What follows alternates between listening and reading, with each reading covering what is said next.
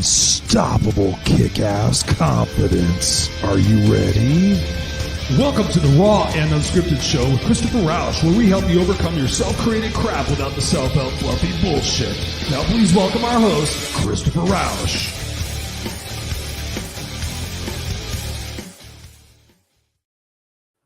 Please welcome Christopher Rausch. What's going on, ladies and gentlemen, boys and girls? Welcome back to the Raw and Unscripted show. It is Tuesday night, 7 p.m. Pacific Standard Time, your place where I help you overcome your self-created crap without the self-help fluffy bullshit. Appreciate you guys being here, whether you're watching live on the video cast, which is now on YouTube, LinkedIn, Facebook, Instagram, or if you're listening to us on the audio podcast, which is available wherever audio podcasts are sold.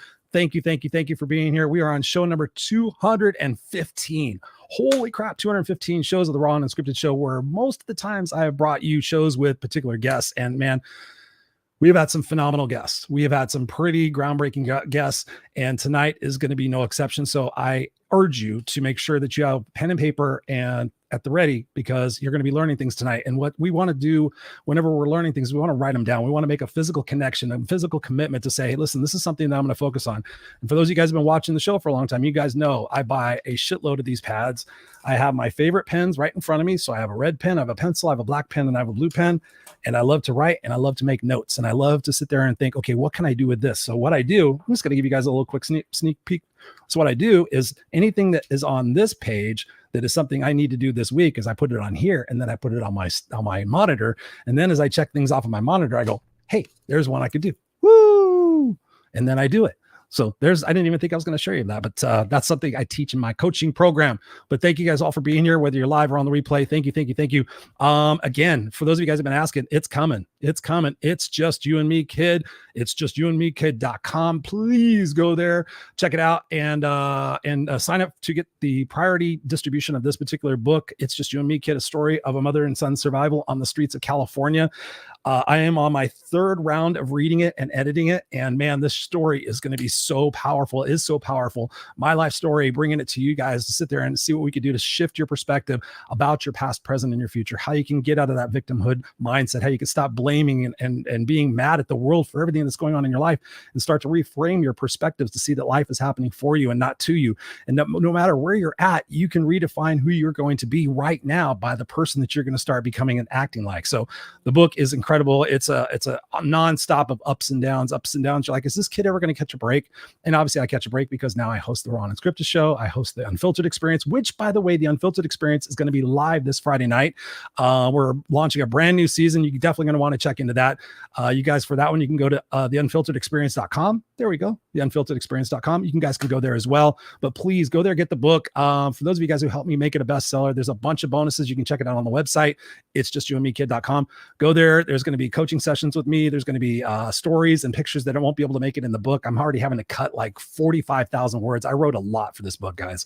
So you're going to get all the pictures and all the stories that are eliminated out of the book. There's going to be a live Q&A where you can ask me like, so what happened here? And what did you think about this? And what would happen if you did this? And I know that for me, when I read my friends' books, I'm asking them like 16 questions at least. Like, okay, well, so where did this person go? Whatever happened to this? You mentioned that person right here. Did this really happen? So I'm going to be doing that for you guys as well, because together I want to make this impactful for you. I want you to take this as a guidebook for your life and what you can do to change the course of the direction that you're on. And then more importantly, help others do that same thing so that we can bring about a world that is full of people who are living their best lives, as opposed to wishing and hoping and praying that they get to live their best life. So thank you for indulging me with that. Please let us know where you're watching from. We've got I think we're in 12 different countries right now, so let us know if you're one of the people that are coming from Croatia or Australia or Japan or England or all the other different places that you guys are tuning in from. India, I know that people are calling me from India, Scotland, Ireland. So wherever you guys are coming from, let us know. And thank you for doing that. Thank you for making the show number in the top 10% of all podcasts globally. I don't tote that enough, but yeah, we're in the top 10 of podcasts globally. I was pretty not mortified. I was pretty shocked about that. I was like, really? And I went and checked on this thing, and they said, yeah, sure enough, Raw and Unscripted is up there. So thank you guys for helping me make that dream a reality. I love doing this. I did the Kickass radio show for 3 years before I did this. Plus I do the Unfiltered Experience. Plus I did some other ones, and there might be another one. Another podcast with a good friend of mine. She knows a lot of amazing people. So you guys saw her, Patty that co-hosted with me on the show for like 3 or 4 episodes. We had some pretty amazing guests here just recently. She and I might be doing a show. So there you have it. But now the moment is over. can you imagine? I put it in the promo for you guys that read the promo. I know you guys love that. Got a future presidential candidate coming on here right now. I've had the liberty of talking to Sid, meeting with Sid. We're on a group together that we're making something happen. We're going to talk about a little bit during this broadcast, but please help me welcome to the Raw and Unscripted show, Mr. Sid McNairy. What's going on, Sid, brother? Thank you for being here, man. I appreciate you. I know you're in Florida. I know it's late there, but thank you for being here live with me tonight. Yeah, it's a pleasure to be here with you, man. And great to hear all the stuff going on for you, and look forward to your book and all those things. Thank you. Yeah, it's pretty crazy. I mean, you've written 8 books? Yeah, I've got 8. 2 of them are still in the can. So I actually have a meeting with the publisher on Friday to see how we're going to roll those out. Yeah. What advice would you give somebody like me who's writing this book? I've written a couple of books, but I've never published them. This is the first one coming out of the gate as a memoir. So have you written a memoir yet? Well, yes, that's one of the 2 books to come. Oh, nice. Yeah, what I'd say for someone stepping into this whole place of writing a book is, 1, finish it. You know, there's a lot of books that are left in people's laps when they leave the earth, right? Yep. So finishing what you've done and then putting it out. And then if you really want to get it out there, it's something you have to keep bringing back to the foreground all the time. You know, I think that's an important part. I think a lot of people think, oh, I wrote the book. Well, then you just started putting it out there. And that's a big part of it for sure. Yeah, there's a lot to it. And especially if you want to make it a #1 bestseller campaign, I mean, you got to start that stuff so much earlier. And I'm always late to the party a little bit. So I'm like making up for lost time. But no, thank you for that. We're going to be talking about some of the books that you've authored. But my first question for you, Sid, is because I'm getting to know you and then kind of building off what I'm doing on my other show, talking about I am statements and who am I, and kind of us all digging really deep and saying, no, I'm not a dad. I'm not this. I'm love. I'm peace. I'm harmony, whatever it might be. Talk to us about who Sid McNairy really is. Well, I'm a child of God. I know that, and I know that God's got me. I've been through enough things in my life to know that no matter what, I'm going to get on the other side of it. So I am someone that has a lot of faith and belief in myself and in the creator that brought me here. And so there's very few things that I worry about. And if I do, then I eventually let it go and give it back. And so I'd have to say that I'm a very faith-driven person and trust that I'm walking the path that if I do my best where I am, it's going to take me to the next place. I've kind of given up that whole idea of setting goals and going and accomplish. And yet I know when I'm doing my best, the next thing is definitely going to open up in front of me and I'll just walk into that. So that's kind of it. I've done a lot of different things in my life and time. And because of that, everything, I've always been called into what's next. And that takes me to what you talked about. So yeah. No, I love that, dude. I love that. And what I think about when you share that is I think about the opportunity that we have to really look at ourselves and from 2 different aspects. Cause I think about my journey and I think about, I'm 54 now. And I think about how much of my life was spent in the ego, right? Proving egoic situations. How many likes do I have? How many shares do I have?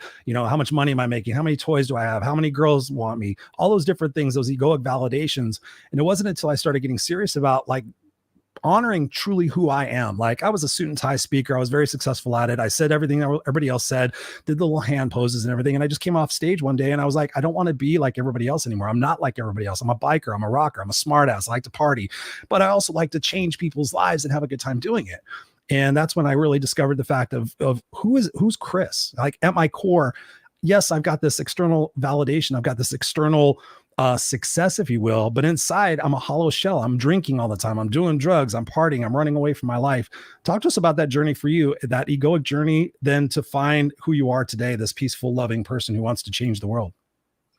Well, I think the ego part of it was I was playing sports all my life, and so wanting to win. I mean, 458 wins and 98 losses. I wanted to win.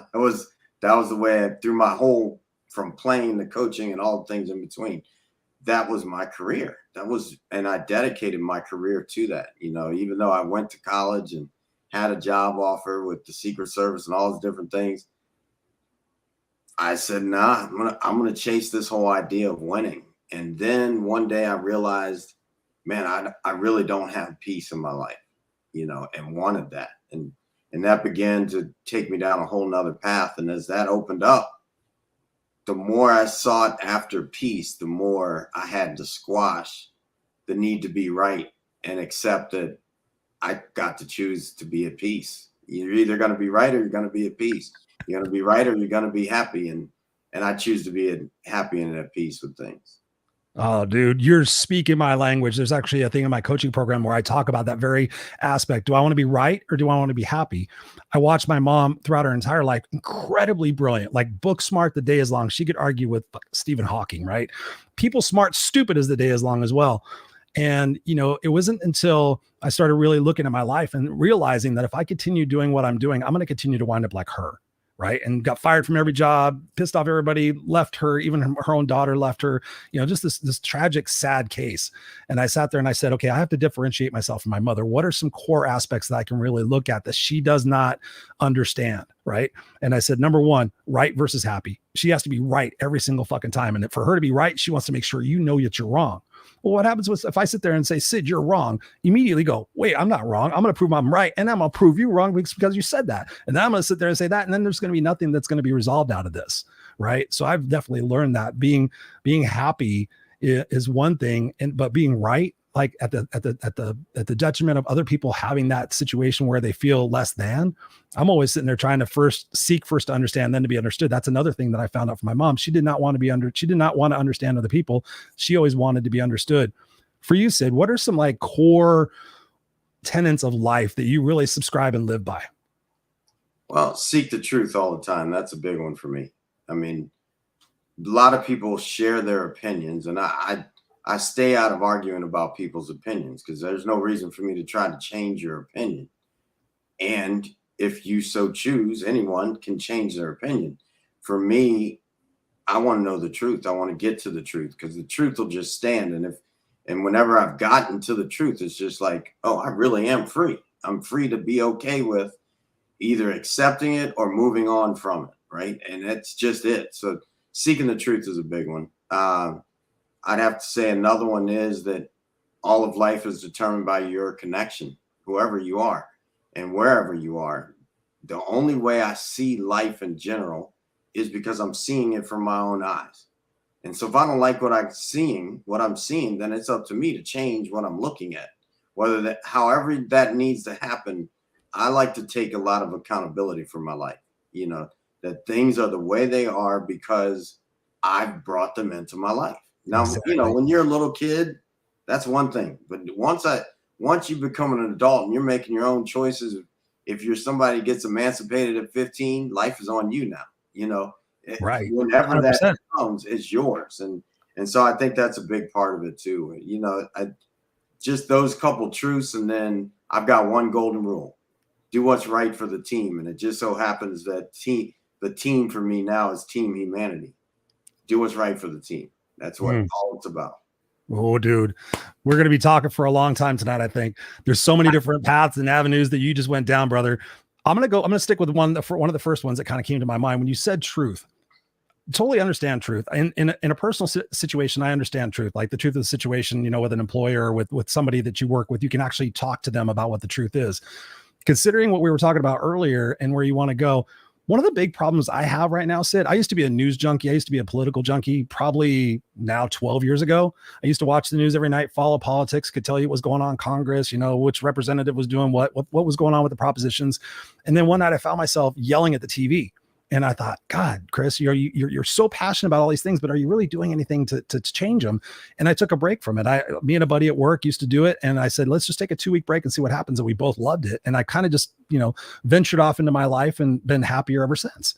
Recently, I have put my foot back into the news media because I've had a lot of people telling me, like, Chris, you have a platform. I don't see, and I have people from both sides, Trump's, vaxxers, any side you want to find. I have friends on both sides. And every once in a while, especially during the pandemic, people would say, Chris, I watch your broadcasts all the time, and I never see you take a side. And I'm like, you know, and I had one gentleman sit there and tell me in a private conversation, he goes, I never see you take a side. He goes, you always talk about teaching your son lessons. You know, what are you teaching your son by not taking a side?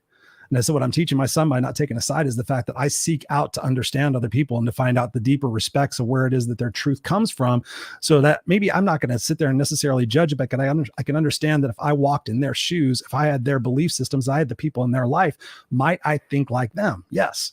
But the thing that's going on in the world today, I don't know what the truth is anymore. Like if I Google something, I can find a fact about anything that's being reported. That's where I'm getting inundated, where I sat there and I peeked back up and I said, okay, what's going on in the world today? And I was like, holy shit. And I started researching it, and anywhere I looked, everything was the truth. So I don't know. Talk to us about that. Where do we find that truth, and how can we really trust it within ourselves? I'd have to say that when I look at the truth, it's really simple. I wrote a really tiny book. Actually, it's sitting right here, so let me grab it. This book that is really super tiny. I wrote it in 24 hours. And when I wrote about the truth, I'm counting. It's two pages. That's how simple it is, right? Love the it. truth is really simple. And the truth stands on its own. If somebody's defending it, it's not the truth. That's somebody's opinion. That's some stance that they're taking, and they're trying to push it down your throat. It's not the truth. That's what they want you to believe. And so that's different than the truth for me. The truth is, all right, let's look at Russia and Ukraine. We got two countries in a war. They're fighting. Okay, they're fighting. All the other stuff about why they're fighting isn't necessarily the truth. It may be close to the truth, but it's not the truth. The truth is they're fighting. If we really want peace, we'll go find peace. We want to fight, we will fight. So when it comes to that, for me, yes, there are things that you would look at to figure out, all right, where are they standing? How can we find common ground? But the fact is, both of them want to fight. Right. That's it. Both of them want to fight. Both, not one. Both of them want to fight. And most people don't want to take accountability like that. Like if you really want peace, then you're going to do everything to find peace. Now, sometimes that might mean fighting. We got to figure that out, and I think that's a big part for me. What is the truth? The truth stands on its own. Everybody thinks they know the truth, but very few do. It really comes down to that. Hopefully I didn't lose you. Because I'm not here. Let me text.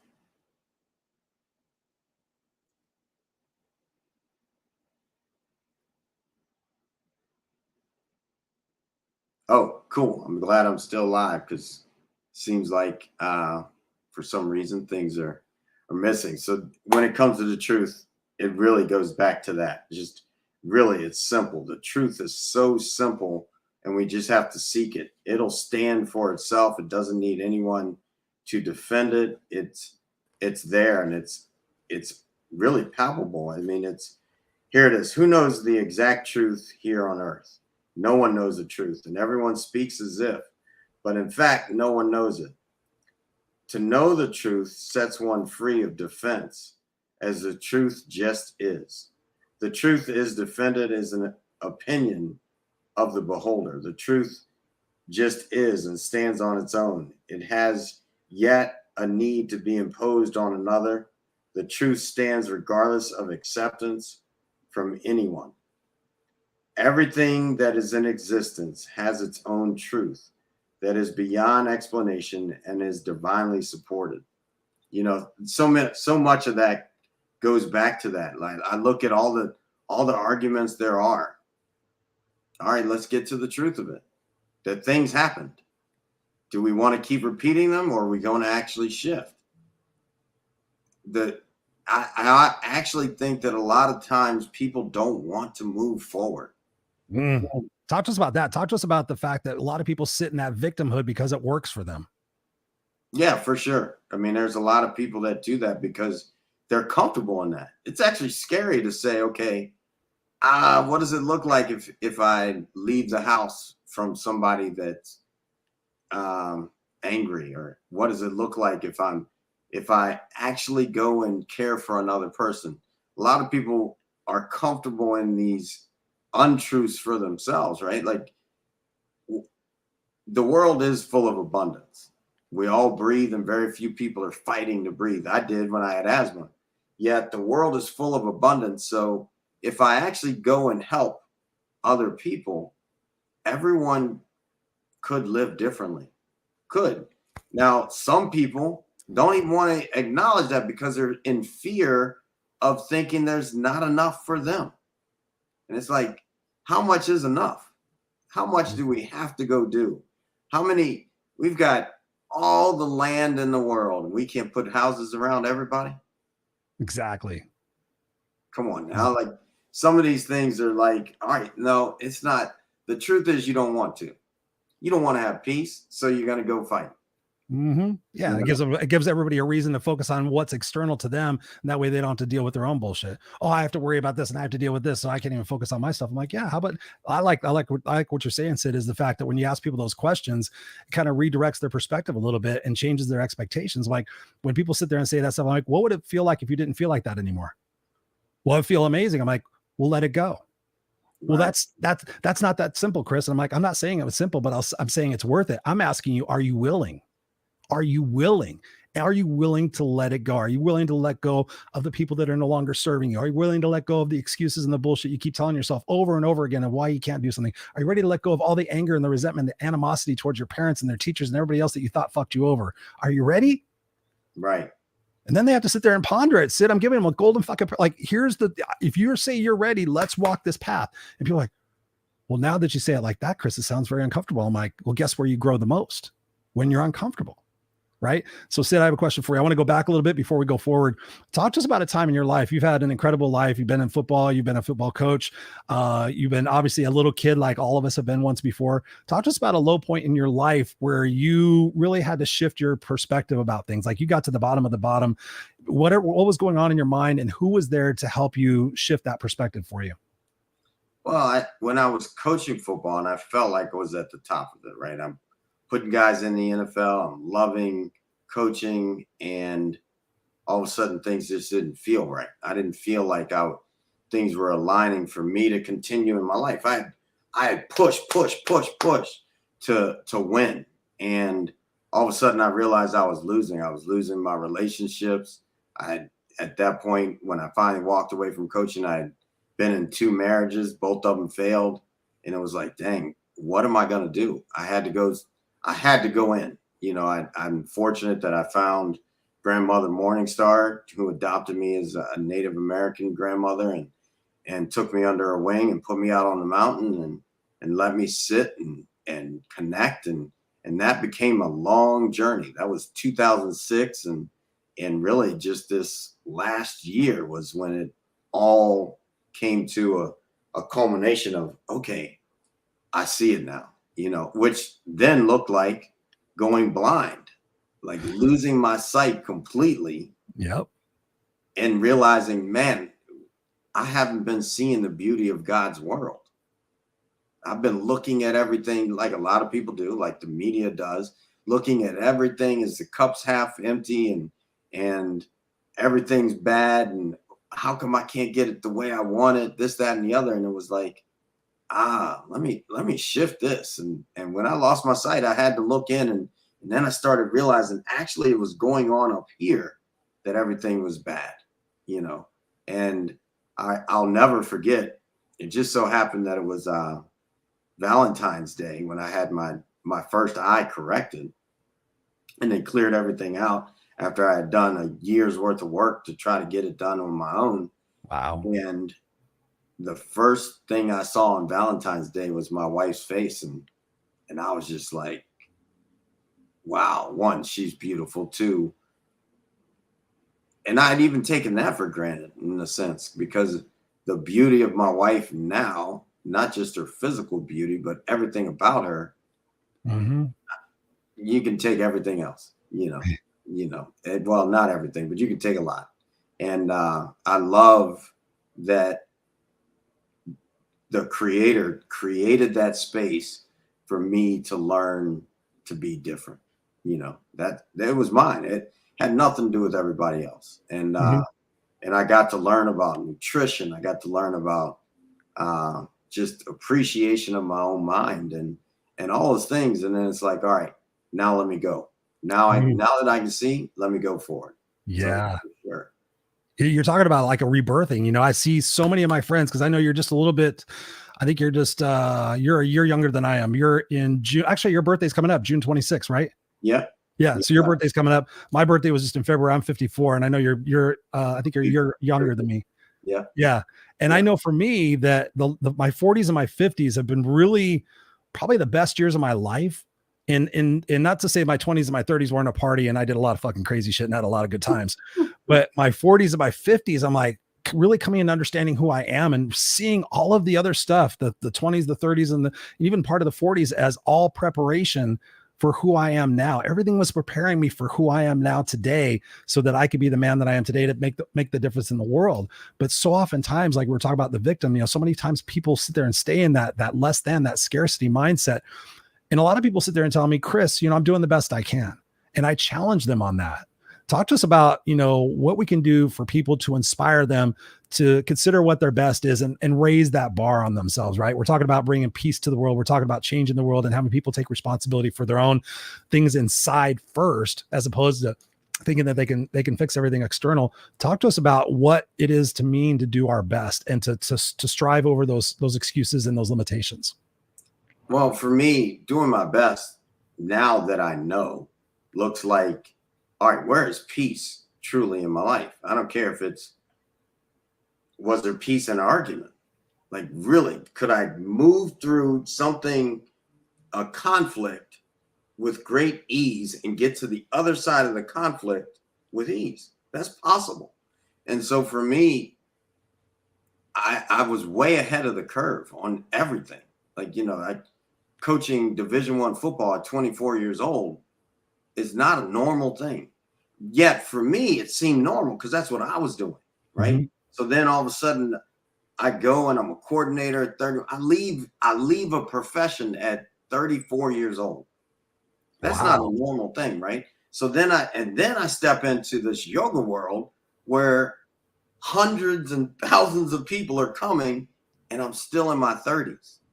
So I sympathize and empathize for the youngsters that are going through and, getting these NBAs and NFL contracts and millions of dollars. And now all of a sudden they got to juggle all of that. And it's like, man, so I really look at the possibility for us to grow is to offer to be mentors for people, not for charge either. Like, because when I do it, I grow from it too, right? Mm-hmm. Every time I'm sharing something, I have mentors. Like, I'm fortunate my dad did such a tremendous job in people's lives that they're willing, after they've made it and become these world-renowned people, they're willing to do it for me. Nice. So I lean on people to help me be a better version of myself. We can't see our own face. I don't care who you are. I don't care how old you are, how young you are. Nobody sees their own face. So if I have dirt on my face and I'm just walking around, I can't see the dirt, how am I gonna get it off? Somebody has to be there to help me do that. And that's big to me. Like, just be open. Whoever you are, whatever you're doing, somebody's done it before you. I don't care how far I go, all the way to the end of the road. Somebody's done it before. Even if I had to say it was Jesus, somebody's done it before. So then be okay being coached. Be coachable in everything that you do in life. And if you're willing to be coachable, man, life would be a lot easier. So what does that begs the question? What does it take to be coachable? Listen. It's easy to say twice as much as you speak because you got 2 ears, 1 mouth. Right. And I'm saying listen about 10 times more than you speak. Right. Mm-hmm. Like, just be willing to shut up. Right. Just listen. And that's even if you're, leader of the greatest country. Shut up and listen. You don't know everything. You can't know everything. It's impossible to know everything. Mm-hmm. So what's going on in Flint, Michigan, and we still don't have freaking water there. What's going on in Flint, Sid, I haven't been there since I recruited back in the day in Flint, and they had water back then. So now they don't. I don't know what's going on. I got to be willing to listen to somebody else and be like, okay, all right, I hear you. Let me sit in that You know, for me, we just did this camp with these kids from 2nd grade to 6th grade. Oh, nice. Yeah, it was awesome and tiring. And so we did this camp, and it was interesting leading them around. Just simple things like, we're going to walk from this room 3 blocks to get onto the field. Not 3 blocks, but around the school, right? Right. And leading didn't mean just standing in front of them, because you stand in front of kids, you don't see what they're doing. There's a lot of stuff happening behind you, right? So then it was like, okay, not only do I have to lead from the front, I've got to actually put someone in front that can, which happened to be either my wife, or we had some other people working with us. They'd walk in front, I'd walk in back, so I could watch everybody. Then I got to make sure they don't walk too fast, all these things. Leading to me is you got to be willing to see from every angle. Yeah. Every angle. And then making the choice that hopefully, because you never know, right, hopefully is the one that's the best for everybody. Yes. At the ultimate end of the day, we could go down that rabbit hole too. But first I want to ask you this question. I totally agree with what you're saying, and thank you for sharing that. When I think about people, like we're talking about doing our best, getting out of that victim mindset, getting over our excuses, I think about, the fact that we have to take responsibility for our life, and we have to, in order to find that inner peace. I'm thinking about peace from the standpoint of inner peace, and thinking about my journey. I know for me that while I was successful and everything else, like I said before, there was still those inner demons with me that I had not processed stuff from my childhood. And so I know for me, empathy and forgiveness were massive in my life to be able to create the man that I am today, because I walked around with a lot of anger. I would get into fights and all sorts of stuff. And it wasn't until that I sat back and I thought about my mom, and I thought about her life, especially when I was writing this book. And I thought, again, like I said before, if I had gone through her experiences with the people that she went through during the time and the period of life that she went through in the 50s and 60s, the 40s, 50s and 60s, might I be like her? Yeah. And then I started recognizing, I'm like, wait a minute, she didn't even want me. Like, she literally almost had an abortion before, when she found out I was pregnant with me. Then she was going to place me for adoption. So when I started realizing, I'm like, she didn't even want me, but here I was thinking that I wanted her to be Mrs. Cunningham. I wanted her to be the best mom in the world. But once I had that empathy and forgiveness for that little girl who suffered, horrible mental and physical abuse, I was able to release a lot of that. And combined with that, with also saying, Chris, everything that happened, all the bad times in your life, you're here today because you grew through those. So everything did happen for your greater good. Talk to us about that for people who are struggling right now, how we can help them develop more forgiveness and empathy, either for themselves, for maybe shit they did before, or people in their life. Because I believe that once we can get through that, I've seen people change overnight, like literally when they can let that go. How can we help people let that go and get out of that space? Well, I like to look at anything as there's something that created everything, and it's strong enough to shift no matter where I am or where anybody is. Tomorrow, we don't know what tomorrow is. To assume that it's going to be a nightmare again just because you're in a nightmare isn't the truth. That's taking ownership and playing God with life, and I choose not to do that. So I'd say that's one big one, is like, okay, this is where you are. Now, do you want to stay there? Because that's the only way you're going to stay there, is to hold on to it. Or can you let it go? Yeah. Like, what do you really want? And once you know what you want, are you willing to commit to it? I was asked at one point, what do you want? And I was like, oh, I want love. That's the thing I want in life. And the teacher was like, no, you don't. You're so full of it. And I was like, ooh. I was like, no, I want love. She said, shut up. I don't even want to hear you anymore. And she moved on to something. You're like, what the fuck, man? Yeah, exactly. She came back and then she said, I said, no, I get it. And she said, what do you mean? I said, well, I actually want to be miserable, because most of the time I'm walking around miserable. And then it was like, she was like, oh, okay. And I said, and guess what? I'm choosing love from now on. I'm choosing that I want peace, and I'm going to have it because I'm choosing it. That's it. Like, why are two countries at war? They really want to fight. Yeah. That's it. There's some profit in the fight. And it's no different with people, right? There's some profit in the fight. Yeah. I mean, it's let go of the fight. Egoic validation, right? I mean, that's what it seems to be. I mean, if we could get rid of greed, how much different would the world be? But I think, to build on your Well, point. it's not always greed, though. It is and it isn't, right? Like, because we could say greed, but then it's also like fear of losing. Right. Not necessarily greed. It's just fear. Greed is fear of there's not enough. Gimme, gimme, gimme. I mean, taking all this thing. It's a fear of some sort. If you truly have love, are you fighting for everything? No. You're just like, I got love. What? Hey, you need some more love. You need some love over there. I mean, I've been with some people that are just giving because they feel like they have enough and they can give, and that's not to take away from those that don't have a lot, because some people, it is a fear that tomorrow they may not be able to eat. True. See, I just push the envelope for me, right? 4 days, 3 nights without food or water. Hey, well, I'm good tomorrow if I don't get to eat. I know I can make it. Some people don't ever get that experience. They don't go 2 minutes without food. So then it's like, wait a minute, we went a couple hours. Oh my God, I'm starving. When people say I'm starving, I'm like, are you really? Yeah, really. I even catch myself on that thing. I just went 5 days without food. I did a juice cleanse. Yeah, I'm just not that person anymore. I'm not a person who eats food for the next 5 days. That's what I tell myself. I'm just not that person. Right. You got to shift who you're going to. And I love how you talk about that, Sid, is the fact that we have to decide and be intentional. That's something we've been talking about here. We haven't said that word. We have to be super intentional about who it is that we're going to be and who we're going to show up as. I've got a brand new coaching client. And I told her, I said, that was yesterday's Teresa.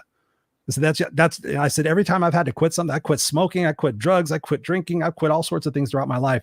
And I simply just decide that I'm going to stop. Like, I decided to do something. I'm on 75 hard right now, that 75 hard program. And I'm on day 73, 74, something like that. No, 73, 72, something like that. So I'm almost done.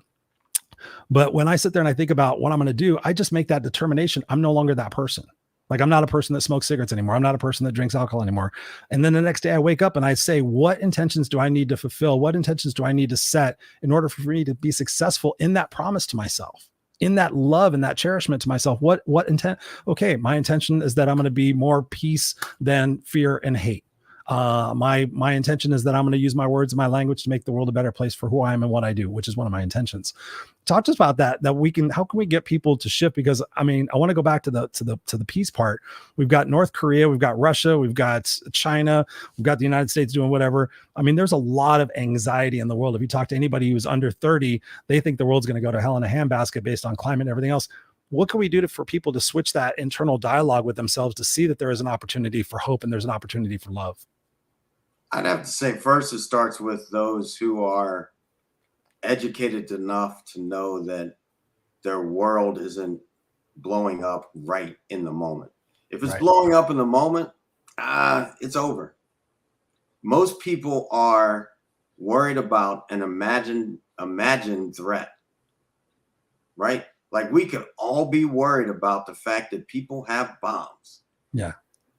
We could walk around with that. And so no reason for me to live in an imagined threat and actually be with what is. Now, if someone's listening right now and they are in a real threat, stop, drop, roll, go find the cops, do whatever you need to do to get safe. Right. Do that. And an imagined threat, then let's not make it the end of the world. Let's go do something about it. If there's in a place the bombs aren't dropping and they're just talking, well, then you could go start making peace right where you are, wherever that person is. Go smile at the stranger on the street. Go talk to someone. Go figure out what you can do, because it's all of us. World peace is a thing. It's possible. Yes, it is. It takes everybody doing it. Everybody saying, you know what? If there's a real threat, then I'm gonna go do something about it. There was a kid that went. This was one of the recent shootings. The kid went and told a teacher that thought that a kid had a gun. They didn't do anything about it. Everybody's got to do their part. Everybody. Yeah. And if we do our part, then it's really a simple fix, really, when you think about it. If everybody did their part, the kid that's depressed, the person that's depressed, that's walking around thinking that the only way out is to go destruct something, somebody probably passed that person and didn't acknowledge the fact that, wait a minute, this person's struggling. Right. We could care about one another and make that different, make that a priority. And when we make those kind of things a priority, everything can be different. That's just it. We got to do something different to get something different. I know that. Dr. Wayne Dyer says that if you continue to do what you've always done, you continue to get what you've always got. And I love that you're talking about that because, you know, when you think about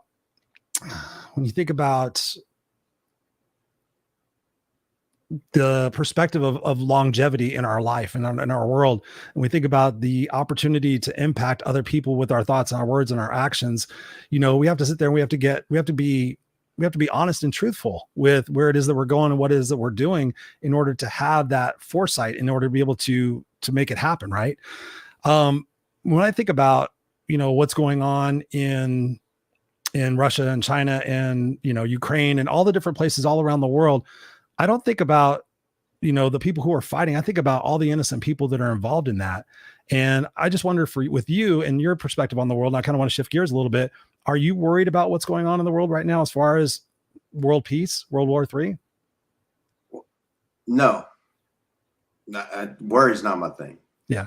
You know, there's kind of like a track for worry. If there's a problem and you know the solution, don't worry, go do the solution. If there's a problem and you don't know the solution, don't worry, wait for the solution. So I don't worry. Worry doesn't do anything for me. You know, it's never activated me. It's frozen me.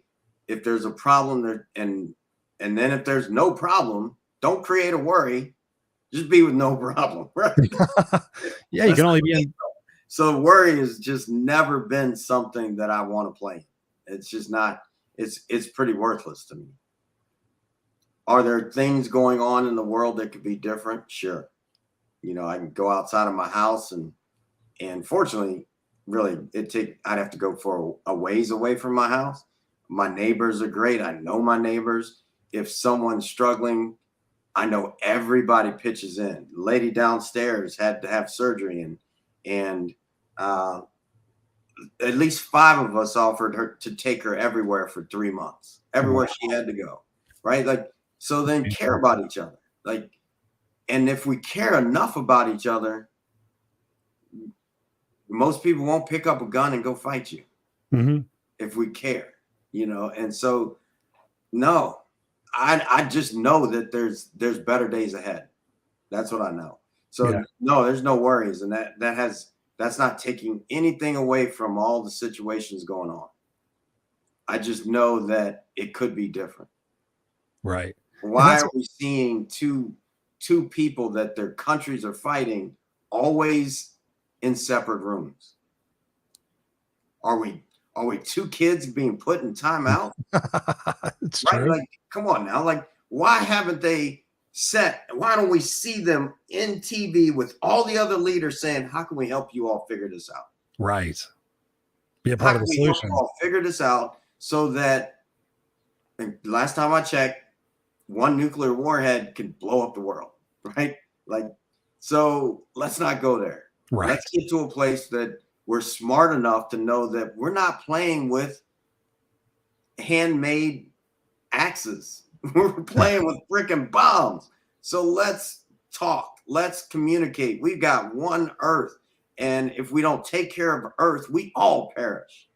It's just that simple. Yeah. So the truth is we either do better or we keep going opposite of that.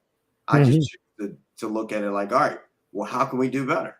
You know, I love that book. I'm not even sure who wrote it, but it's 1% better. Oh, The Go-Giver? Oh, 1% better? Yeah. Or both of them. 1% better. It's 15 minutes a day. 15 minutes a day for a year is 37% better. Whose business would they not want 37% increase every year? It's only freaking 15 minutes. Hell yeah. 15 minutes a day on something that your business can't do. Well, all right, 15 minutes a day for our country. If everyone dedicated 15 minutes a day to something, we'd be 37% better. Whatever our weakest and most needed thing is, 15 minutes. 15 minutes on educating the children for tomorrow. Right now, we're spending 15 minutes on things that don't matter to create a better world. And I'm not even going to go into all of them because we've already close to the time, right? So 15 minutes on something better for our children. And at the end of the year, they're 37% better. All we got to do is do better. That's all of us do better, and we'll have a better world. Right. And I love what you're saying, because when you think about it, it's like owning the day. And I sit there and think about the compound interest. There's a great book out there. Darren Hardy wrote The Compound Principle. When I started reading, I'm like, oh my God, this guy's reading my brain. Because literally I tell people life is one more or one less. Like it's one more step, it's one less bite. If you continue to apply that, whatever situation's going on in your life, you will see a difference in what it is that you're doing. But you have to, again, be aware of that, be intentional about that, and be able to be willing to go outside that comfort zone to make those things happen. That's why I tell people all the time, I'm like, it may not be easy, but it's going to be totally worth it. And so I want to try to stay on point here for a second, because there's so many different, you keep saying things that are causing my brain to go down a bunch of different rabbit holes. So one of the things I want to talk about, given the fact that you are running for president of the United States, thank you very much, and bringing peace, what can we do to help bring peace to the United States? I mean, obviously we're talking about the world and everything else, but in the United States, you hear certain people talk about civil war. I had some beautiful friends of mine a couple of months ago, sat there and say, so Chris, how many guns do you have? And I said, I have 2 guns. I don't even shoot them. They're not even loaded. They're whatever. And I said, why? And they said, oh, you got to be prepared. And there's all this civil war stuff going on. How can we get people to sit there in our own country to do a combination of what we're talking about, like to heal within ourselves, to find more peace outside? Because I know I challenge people all the time. Like if everybody just stopped watching the news and following politics for 2 weeks, and then once a day you go out and do something nice for somebody else, and everybody in the world did that, that would become so addictive. Everybody would be like, wow, everybody in the world is a great place. Everybody is a great person. Because I know for me, I know people that are tall, black, white, short, Mexican, fucking Democrat, Republican. We kind of talked about it before. I know people from all over the world. And whenever I go out in the world, I'm always saying hi to people. And I look like this all the time. I look mean and scary. And hey, how are you doing? Talk to people. That's a beautiful shirt, complimenting people, letting people in the driveway, or the freeway or whatever like that. I'm just hi, trying to do my part. What can we do for people to sit there and find the way to treat one another with more respect and actually do what you were talking about, that active listening, like that really seeking to understand and getting that other person's shoes, so we can make this happen for not our sake, but for our kids and our kids' sake? Well, definitely listening's an easy place to start. And it's easy for me because I've been doing it. Most people don't realize they're actually listening with something going on in their head. They're really thinking as they're listening. They're not just listening. So listening would be a big one, to learn to listen to one another and sit down with somebody that you don't think you can listen to and just listen and realize there's some common place in that. I'd say the next thing for me when it comes to, all right, how can we really create this? Be willing to do something more than what others are doing. Just be the reason that we have a better world. Take that on, and if it has anything to do with harming another, that's not it. Yeah. That's not it. If it has something to do with taking away someone else's freedom of speech and freedom to be themselves, that's not it. Whatever you have in your house, you have guitars, I have surfboards behind me, right? So, yeah. And should I be the one to tell you that your guitar with a skull on it is less worthy than my surfboard with the eagle on the back? No, that's your happiness. The creator isn't saying that shouldn't be that way. Right. So why should I?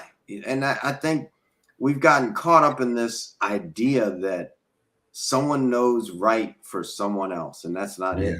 We don't. And it's okay to, as long as there's no harm to another, it's okay for all of us to do that, whatever that is for you that makes you happy, as long as it's not bringing harm to another person. And then we can all get along. Some people want to live in a small house, some people want to live in a big house. Neither one of them is right or wrong. It just is, and we can do better. There's a lot of ways to do that, and a big rabbit hole to go into, yet educating myself so that when I speak to someone, I'm educated in my speaking will allow them to be educated too. Yes. I love that. We got to be a part of the solution. We got to work together in tandem to make these things happen. Otherwise, it's all for naught. And I think about, well, actually, let me ask you this question.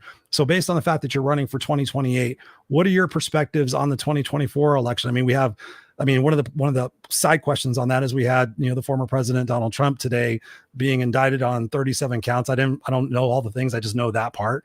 What are your thoughts on that? And the fact, that the next presidential election is coming up in 2024.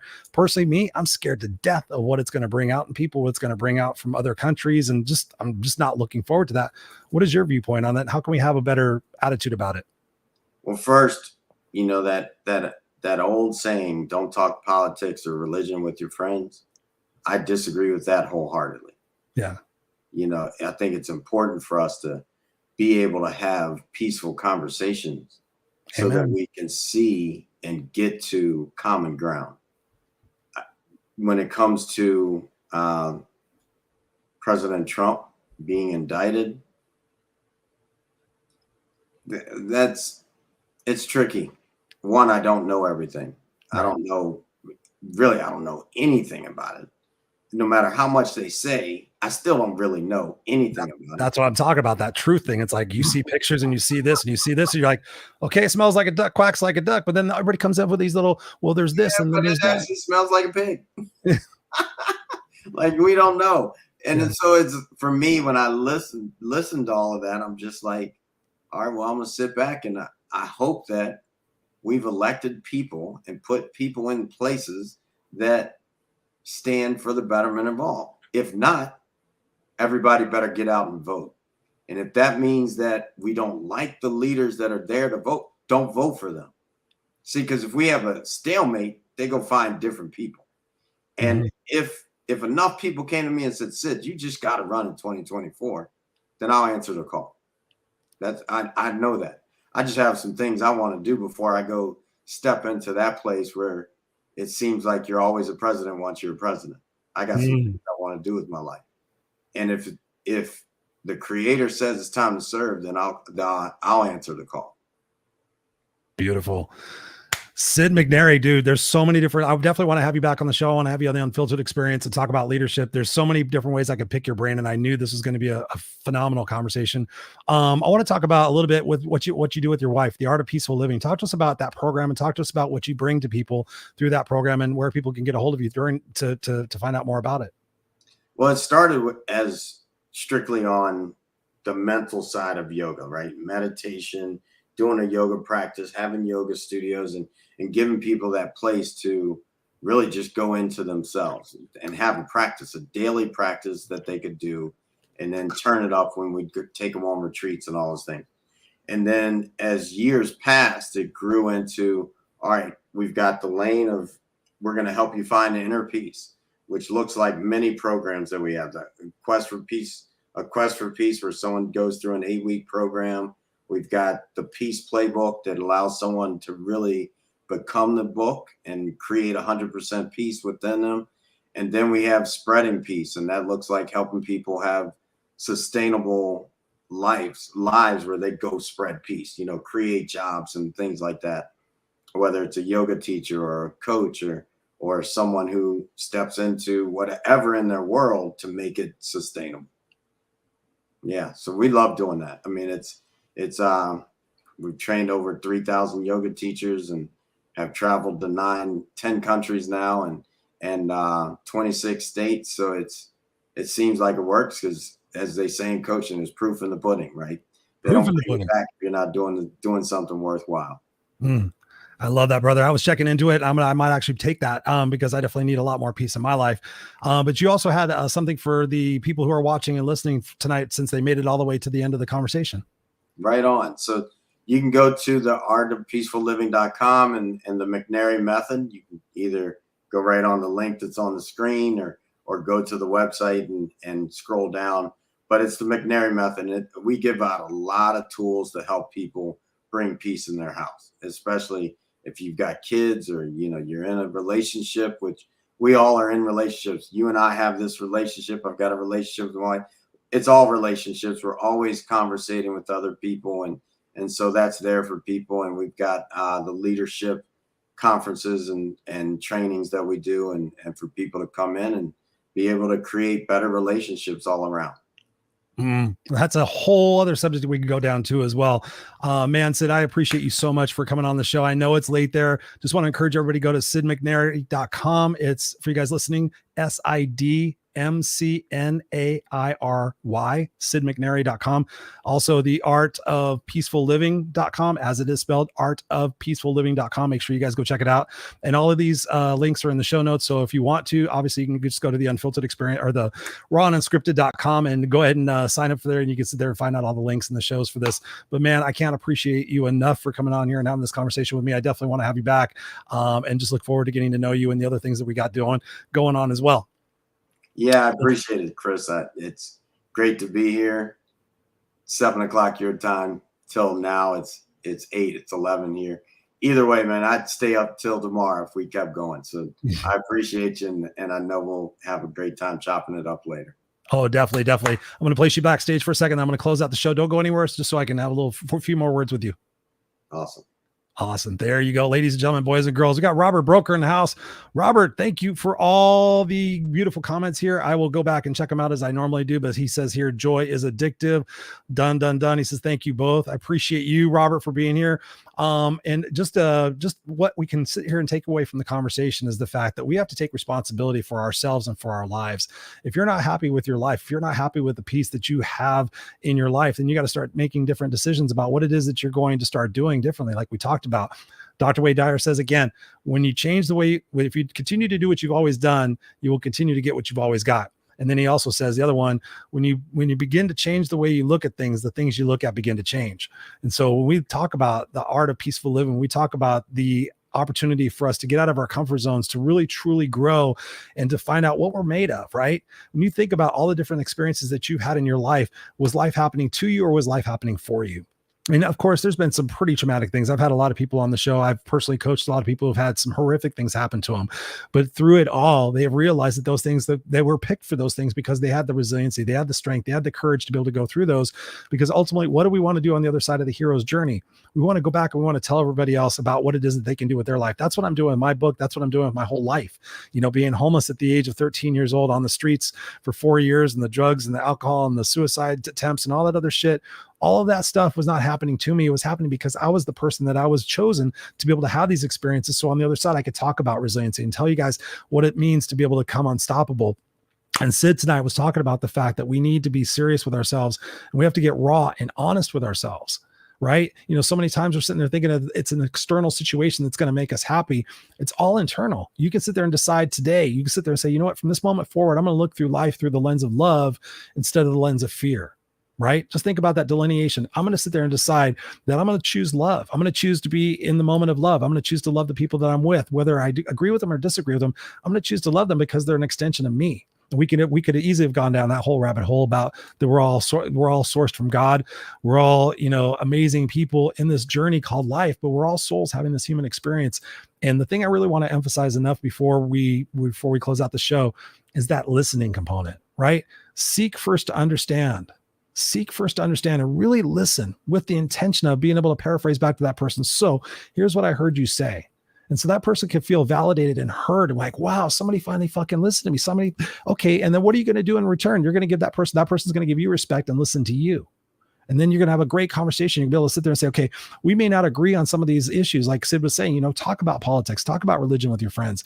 We may not agree with it, but ultimately at the end, can we find a solution that potentially could work for all parties included? Like he was saying, you know, that unification, we are humanity. You guys know I'm on the board of directors for Help Heal Humanity. I mean, for God's sakes, we got to help each other out, but we got to help ourselves out first by letting go of a lot of the anger and animosity in our lives that's holding us back, that pressure, that weight that you're carrying around on your shoulders every single day, hoping, wishing, and praying that someday it's going to go away.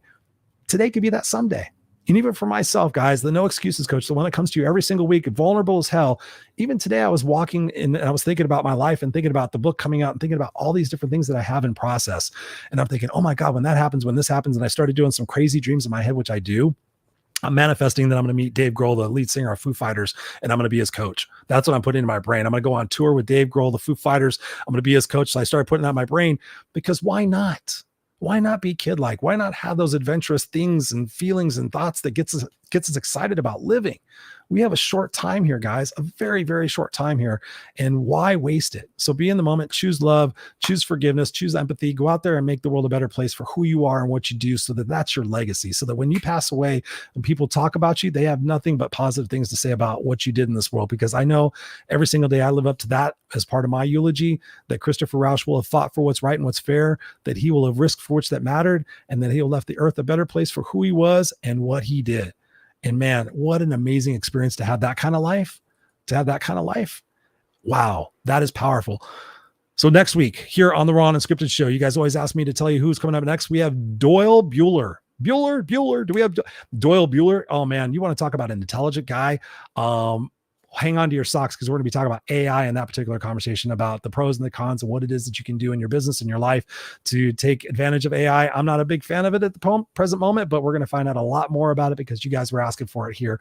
So I love you guys. Take to heart what Sid said, connect with Sid, find more peace and love in your life. And I'll see you back here next week on the Raw and Unscripted show. I love you guys. Peace. Go find love.